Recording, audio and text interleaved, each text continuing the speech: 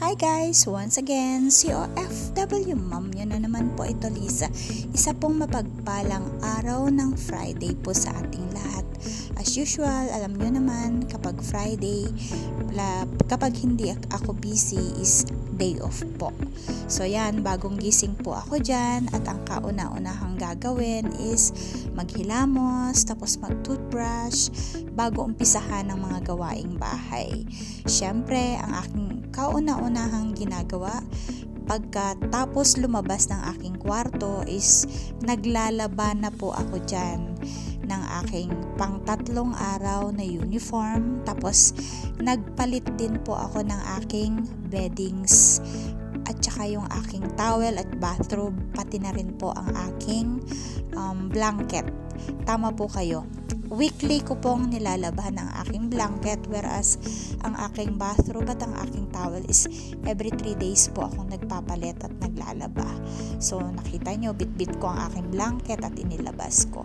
At eto naman po ang ganap sa labas ng aming bahay, kasi nagyaya po yung bata sa akin dyan bago po kami kumain ng lunch na bumili po ng Pepsi. Kasi po ang aming ulam is pritong bangos at saka syempre mung beans. O diba, ang ganda-ganda ng tanawin ng aming labas ng aming bahay. At yan po yung aming nilakad, konting lakad lang, at ipapakita ko rin po sa inyo ang view pagkatanghaling tapat dito po sa city kung saan po ako nagtatrabaho.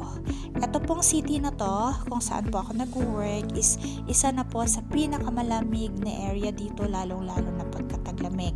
Whereas pagka-summer naman is ang ganda ng kanyang summer, hindi po siya ma-humid. Pabalik na po kami ng bahay dyan, at kung nakikita nyo naman na kung ano-ano na lang yung aking bini-video para makita po ninyo ang tanaw.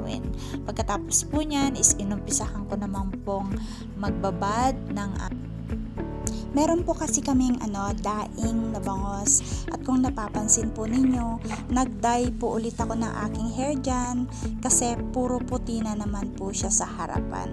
At mamaya makikita ninyo pagkatapos kong maligo, pagkatapos kong magbabad ng aming daing na bangos na aming paborito na pangmadali ang iprito. Pagka nagmamadali po kami is maliligo na rin po ako after, dahil tapos na po kaming kumain, para matanggal na po yung henna sa aking buhok. Yan, bagong kulay na naman po ang inyong OFW Mom. Again, thank you for always watching sa aking mga video. Mag-iingat po tayo palagi.